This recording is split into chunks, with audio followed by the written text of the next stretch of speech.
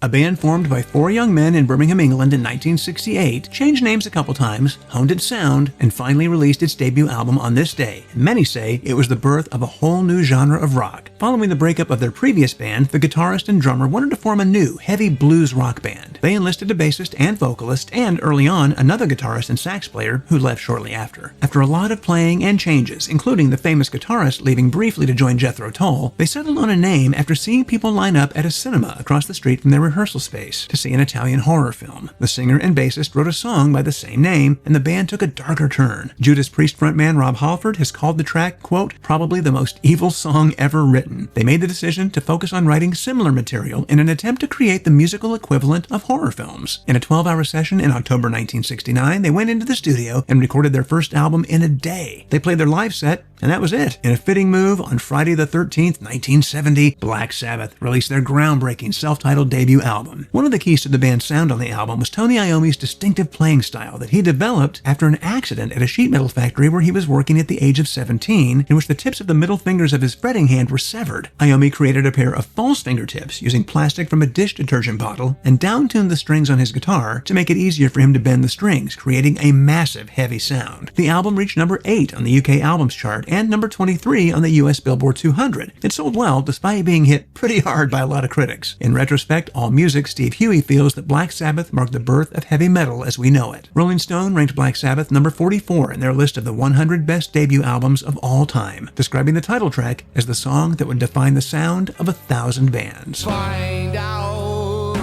I'm the